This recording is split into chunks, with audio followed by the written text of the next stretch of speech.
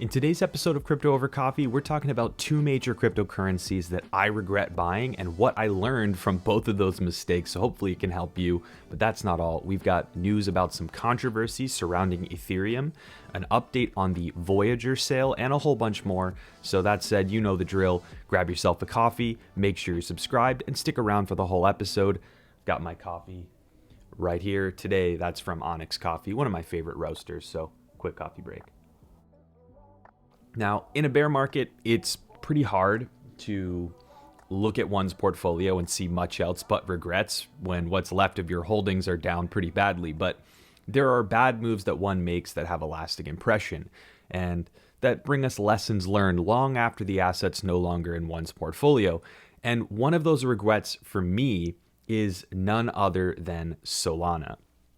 And before the Solana people get really angry, here's the reason why. Solana was really the first blockchain that I saw get venture capital interest really early on. And Solana took a wildly different approach to the technical challenges of building a blockchain compared to Ethereum and pretty much everything else in the space at the time. That interested me quite a lot because I'm a tech-focused guy. I loved seeing all the different components they envisioned. I delved into the papers and the docs and anything I could get my hands on to learn about the project. Throughout the tail end of the last bear market, I had averaged some funds in on Solana. Nothing big, but fast forward to the bull market, and you just saw this exponential growth. And of course, I was stoked. First, behind the scenes, there was this venture money flying around at the scale I'd never seen. And then total value locked, or TVL, blew up on Solana. NFTs started exploding, and all this caused Sol to rocket. Of course, because I practice what I preach, I took profits. And so you're thinking right now, okay, well, if you took profits, then why do you regret it? Well, because I miscalculated the probability that the Solana market interest was inorganic. And I took a lot of those profits and I distributed them to other things in the Solana ecosystem. And I re-entered Sol, the native token, at times along the way to catch runs up as it hit all-time highs. But then it all came undone. It was discovered that Solana's total value locked metric was being gamed big time by a small group of people artificially pumping the numbers. Then many projects that were propped up for a long time started to falter, and everything really deflated super quickly in the Solana ecosystem in a very short period of time. And it took me right along for the ride down with it. And if you think that was a bad haircut for me, just wait for the next regrettable cryptocurrency I'll get into in a minute. That one was actually worse for me, so stay tuned. Compound that, though, with the macro environment and Solana's network instability, and now all these concerns around FTX and its relationship to Solana, you have Sol 95% down from all-time highs and still looking shaky.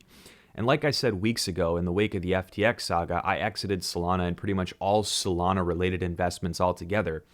But the lesson learned for me here is that the feeding frenzy of venture capital interest was actually a risk rather than an indicator of value, and that metrics like total value locked are very poor at giving an accurate view of the health of a blockchain's ecosystem. Clearly, it's easy to game. To that point, I thought it was too difficult to drastically game the numbers for TVL, and I was very wrong on that. If I had to point to one last failing in this whole thing for me, it was that I didn't hold on to all the profits I had because I decided to, rather greedily I might add, chase more. And that's a mistake we're all prone to at times, and I've even talked about here. So I try to be wary of that inclination whenever I can be, but sometimes it flips a switch and you make a mistake. That said, for a completely different reason, I got caught in another bad move late in the final throes of the bull market, like in the fall of last year in 2021. And I'd been really sick of paying ridiculous fees in DeFi on Ethereum, so I'd started tinkering with Avalanche and Phantom and Solana and the early days of Cardano DeFi towards the end of the bull market. And Phantom had become one of my favorite places to play around with DeFi projects. It was really flourishing, and there was a lot of fun things to do, a lot of money to be had. There was a ton of hype around pretty much everything in Phantom, particularly because of DeFi poster child Andre Krohn being at the center of all of this on the scalable low-fee Phantom network. As you can imagine, it was really fun hopping from protocol to protocol on Phantom and paying fees that were cents on the dollar, and it made Ethereum DeFi look like a cruel joke along the way. And by the way, I've got a pretty shocking story on Ethereum coming up, so don't click away. Anyways, On Phantom, the profit's really good for a while as well, but everything changed when Andre Krohn unexpectedly, or I guess kind of expectedly, left the crypto space entirely. Scathingly, I might add.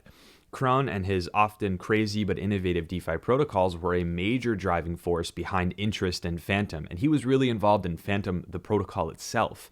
And things were never the same after he left. There were accusations of impropriety from the Phantom team and all kinds of unsavory stuff happening at that time that really caused an exodus from Phantom after that. The problem was, I made an error of judgment after Krohn left. I thought that no figurehead or important person could cast such a shadow that an entire ecosystem cannot move out from under it and that things wouldn't recover. And to be fair, things did improve, but only for a short time. By the time I was ready to accept that Phantom would never recover from the litany of negative events, the money had flown out of DeFi across all these scalable EVM alternatives, including Avalanche and others, and much of what remained in my portfolio of that native FTM token and DeFi tokens from Phantom's ecosystem were ravaged in the process. And yes, there were profits along the way, but I was left with very little of that by the end because I'd underestimated the weight of a figurehead like Andre Krohn in the fate of an entire ecosystem. And to be honest with you, figurehead seems like the wrong label for him because he has major technical chops, but you get the idea. He was really important in that area, and he alone caused a lot of damage when he left. And if I had taken Krohn's departure seriously, or rather the rumors about it before the news broke, I would have kept way more of my profits and avoided major losses. So I do hope that my retrospective analysis of my own mistakes are both therapeutic and educational for you, if not a bit comedic at times.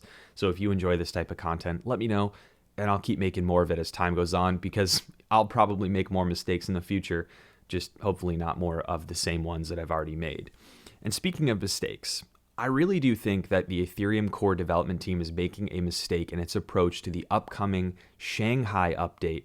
More specifically, their approach to bringing the ability for those users who staked Ether a long time ago to withdraw that stake. Those stakers who today are still unable to access their funds that are locked in stake are starting to show signs of unease, given the recent vagary around the actual timeline for the unlocking of those staked funds. And I've been a pretty staunch defender of the Ethereum staking situation when it's been met with criticism, and about this fact that Ether is locked in stake and withdrawals would only be allowed months after the merge event that shifted Ethereum to proof of stake. And my defense was predicated on the fact that stakers were told very, very clearly, and they were optionally allowed to stake, told very clearly from the start that their funds would be locked up until the Ethereum network shifted to proof of stake, and that it could be years from the time one stake before they could withdraw. That warning was very clear. Despite what people say, it was very clear. However, my defense of this whole situation has waned because at every turn, the Ethereum core community has seemed to fail to prioritize this functionality that they indicated would be a priority after the merge to proof of stake. There have been several times where the timeline has shifted, or at least the narrative around it, from 6 months to 6 months to a year, and now there's talk of a longer timeline, to the point where stakers can unlock and withdraw their Ether on no general timeline. To me, it's ethically and morally reprehensible to treat Ethereum holders like prisoners to the protocol, particularly during a time where people are struggling financially and could really use at least the option to move those funds. And as we sit here right now, the usual back and forth is going on about what Ethereum improvement proposals, or EIPs, are going to go into the Shanghai upgrade. And at the very bottom of the list that was published in the draft proposals is that update to enable withdrawals. It's so clearly an afterthought, not a priority, even in its placement amongst the other proposed updates. And while I try to live my life committed to never assuming malicious intent, the lack of communication and priority ascribed to this Ether staking unlock feature opens up this Ethereum core community to all kinds of accusations and concerns, including things like that are out of control, like deliberately delaying the unlock due to market conditions for fear of large-scale Ether dumping. And no matter how much I use, support, and have invested in Ethereum personally, I'm calling this out for what it is. It's a farce. Protocol design is one thing to be argued on merits, such as the design choice to lock ETH in stake rather than leaving it liquid, but this debate around staking unlock is not a protocol design debate. It's a matter of delivering on your end of the bargain when your community quite literally stakes their funds and puts them on the line to support you. In my opinion, Ethereum should have an earlier update prior to Shanghai, which is at least a year away in my opinion, that will bring staking unlock on the original proposed and communicated timeline. Just make it clear, or at least come out and say, here's our plan, this is what we're going to do. Now, my friends, you know what time it is? It's 4:04. That is 4:04 Logic Not Found, a firecracker of a segment on the show where we bring attention to illogical happenings in the crypto space, of which there are plenty. And if you want to help this show get some attention, the Crypto Over Coffee Show, please hit the like button, get subscribed, follow the podcast, share it with your friends.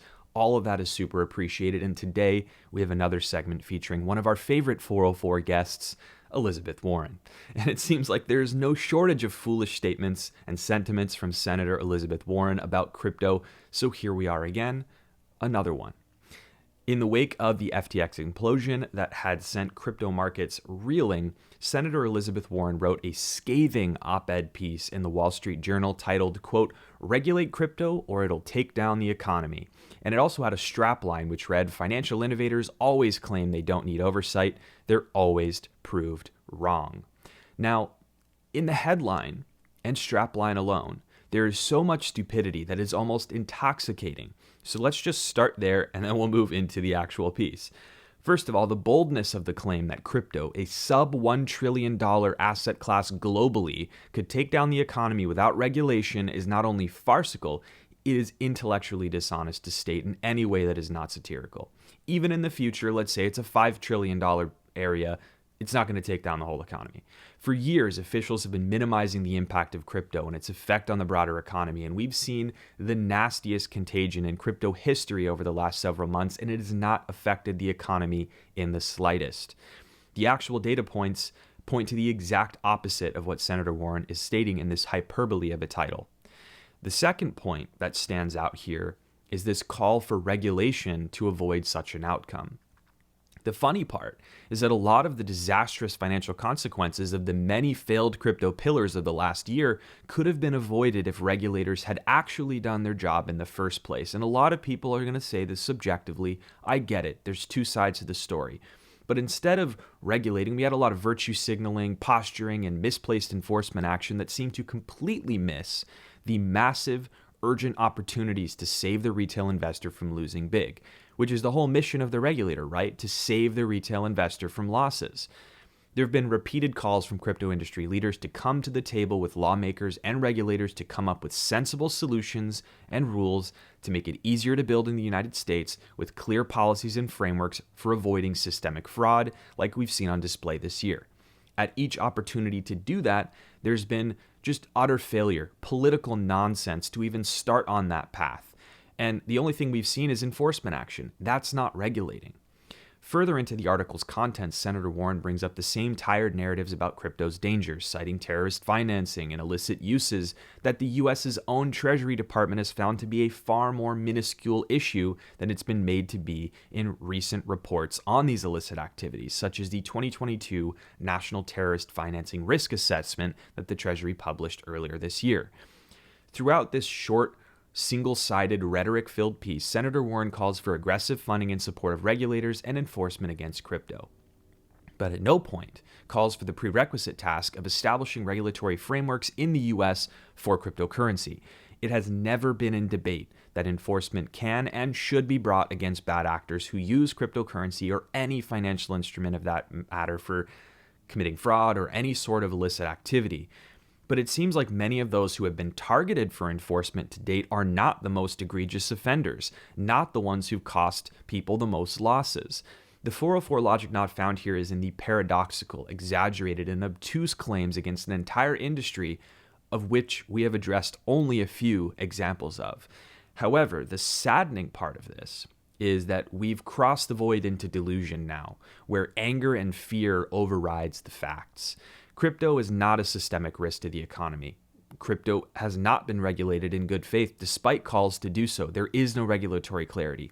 And the findings from the U.S. Treasury Department and others this year alone have found that illicit activity is not the primary use case for crypto and its related technologies. So why are we still debating the minutia rather than solving the problem? For me, and I think for many others, making a statement of intent as to what regulators can do would be to actually move on the FTX situation. That would be a great start. Build some confidence that there can be regulation in good faith.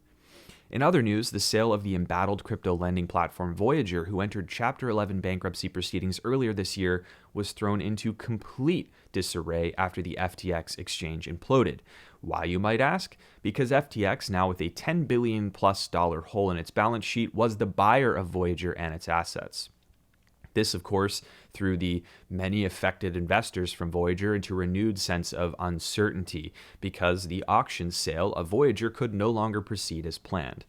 In the latest twist here, though, Binance US, a separate entity that operates in the US under the Binance moniker, has reportedly stated intent to make a bid on Voyager now that FTX is out of the picture.